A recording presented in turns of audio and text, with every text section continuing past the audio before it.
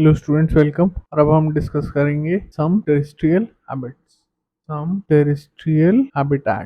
अलग अलग terrestrial habitats के बारे में अब हम डिस्कस करेंगे। पिछले लेसन में मैंने डिस्कस किया था डेजर्ट्स के बारे में, कैसे डेजर्ट में कैमल रहते हैं, कुछ प्लांट्स रहते हैं जैसे कैक्टस। ठीक है, अब हम इसके बारे में थोड़ा और फर्दर डिस्कस करेंगे। डेजर्ट, तो डेजर्ट में अलग अलग टाइप के एनिमल्स रहते हैं। कैमल के साथ साथ रैट्स और स्नेक्स भी रहते हैं। ठीक है, अब कैमल के पास तो लॉन्ग लेग्स हैं, तो वो उससे सरवाइव कर जाता है, हीट उससे बचती है। उसके बाद हम्प है, उसमें वो फैट स्टोर करके अपना, जब भी डेजर्ट बहुत ज्यादा हीट बहुत ही एक्सट्रीम हो जाती है, तब क्या करता है, उस फैट को न्यूट्रिशन में कन्वर्ट करता है। पर बाकी एनिमल्स कैसे रहते हैं, रैट्स, स्नेक, वो क्या करते हैं, वो बरोज बना देते हैं। बरोज मतलब गड्ढे टाइप। ठीक है, और उनमें बेसिकली अंडरग्राउंड हो जाते हैं वो, ताकि वो हीट से सरवाइव कर सके। ठीक है? तो rats and snacks make burrows। ठीक है, these underground tunnels help them to stay away from intense heat। समझ गए? मैंने कैक्टस के बारे में भी बताया था।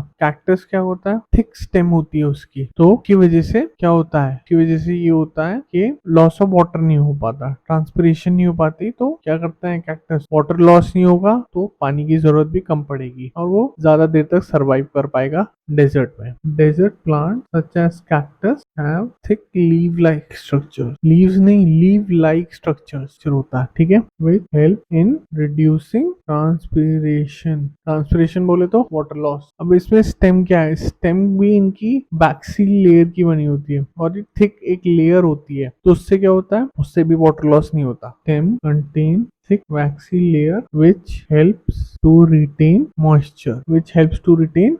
समझ गए? अब आ जाते हैं माउंटेन रीजन्स के ऊपर। माउंटेन रीजन, अब माउंटेन रीजन्स में अलग अलग टाइप के प्लांट्स या ट्रीज होते हैं। सीडार होते हैं, पाइन होते हैं। ठीक है, बड़े बड़े प्लांट्स होते हैं, इनकी बड़ी बड़ी रूट्स होती हैं, तो वो वाटर एब्जॉर्ब कर पाते हैं from deep from the soil. ठीक है, the mountainous regions contain cedar, pine and other trees। These trees are cone shaped and have sloping branches। इनकी जो लीव्स होती है ना, वो नीडल शेप होती है। ठीक है, उससे क्या होता है, स्नो बहुत इजीली स्लाइड ऑफ हो जाती है। ठीक है, their leaves are needle like which help snow to slide off easily। है ना? अब जैसे माउंटेन में एनिमल्स भी होते हैं, माउंटेन गोट्स होती हैं, और भी क्या कहते हैं एनिमल्स होते हैं, जैसे माउंटेन में स्नो लेपर्ड्स होते हैं। ठीक है, तो वो कैसे रहते हैं, उनकी थिक स्किन होती है। ठीक है, थिक फर होता है, वो आराम से रह सकते हैं। याक्स, ठीक है, तो इस तरीके से वो अडेप्टिव हो गए हैं उस सराउंडिंग के। Animals such as snow leopard have thick skin or fur to protect them। Mountain goat has strong hooves। hooves बोले तो फुट में बहुत, उनके पैर जो होते हैं बहुत कड़े होते हैं। ठीक है, फुट का एक पार्ट हो गया हूव, बहुत ही कड़ा होता है। ठीक है, for running up the Rocky slope. समझ गए? अब आ जाते हैं ग्रासलैंड्स के ऊपर। ग्रासलैंड्स क्या है, ये बड़ी रीजन्स हैं जहाँ पे सिर्फ घास ही घास होती है। ठीक है, उन्हें ग्रासलैंड्स कहा जाता है, जैसे बिग फॉरेस्ट एरियाज। ठीक है, तो फॉर एग्जांपल अब यहाँ पे कौन कौन से एनिमल्स रहते हैं, लायन, डियर, ये सारे एनिमल्स यहाँ रहते हैं। ठीक है, तो यहाँ ग्रासलैंड्स में animals such as lion, deer live in this zone. ठीक है, या region, in this region. Lions have long claws, मतलब उनके नाखून, long claws for bringing down the animal, मतलब hunting के लिए, along with a light brown color which helps it to hide। समझ गए? Now deers के पास क्या होता है, deers have strong teeth for chewing hard plant stems। ठीक है, it also has long ears to hear movement of predator, to hear movement of predators। predators क्या हुए, जो उसे खा सकते हैं। ठीक है, अब हम बात करेंगे predator और prey की। predator and prey। a predator is an organism that eat another organism। ठीक है, and the prey is the organism which the predator eats। Example rabbit and lettuce. भाई रैबिट लेटिस खाता है, लेटिस क्या है, pray है, और रैबिट प्रेडेटर। समझ गए? टाइगर एंड डियर, टाइगर क्या है, प्रेडेटर, डियर क्या है, प्रे। अब बात करते हैं ओशंस की। ओशन, अब बहुत सारे एनिमल्स, ये सी एनिमल्स वाटर में रहते हैं, ओशन में रहते हैं। ठीक है, जैसे स्क्विड, ऑक्टोपस, ठीक है, फिशेस, ये सब ओशन में रहते हैं। अब कुछ एनिमल्स की स्ट्रीमलाइन बॉडी होती है और कुछ एनिमल्स की स्ट्रीमलाइन बॉडी नहीं होती है। जैसे फिशेस की स्ट्रीमलाइन बॉडी होती है, स्क्विड और ऑक्टोपस की नहीं होती है। ये सारे animal deep in the ocean भी रह सकते हैं, ठीक है। कुछ एनिमल्स के गिल्स होते हैं, कुछ एनिमल्स के गिल्स नहीं होते। जैसे डॉल्फिन और व्हेल्स के गिल्स नहीं होते, वो नॉस्ट्रिल्स के थ्रू ब्रीथ करते हैं, समझ गए। तो बात करेंगे animal such as fishes, dolphin, whales live in the ocean. Fishes have streamlined body while squids and octopus do not. Fish contains gills which helps it to use oxygen dissolved in water. समझ गए। Fishes के पास gills होते हैं जो उसे oxygen को breathe in respiration में मदद करते हैं, ठीक है उसके। while whales and dolphins breathe in through nostrils that are located on the upper part of their heads, ठीक है, उनके हेड के ऊपरी पार्ट पे होते हैं। This allows them to stay in water for a long time without breathing. This allows them to stay inside the water for a long time without breathing. समझ गए। अब हम बात करेंगे पॉन्ड्स एंड लेक्स के बारे में।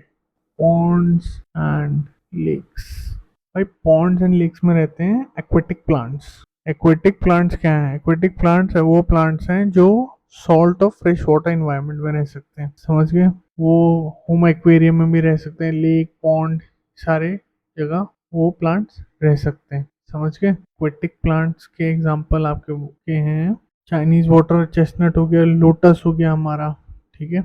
हायासिंथ करके भी एक प्लांट है, वाटर लिली है। तो ये सारे क्या है? एक्वेटिक प्लांट्स हैं। Aquatic plants such as lotus, water lily, water hyacinth can be found in salt or fresh water environment.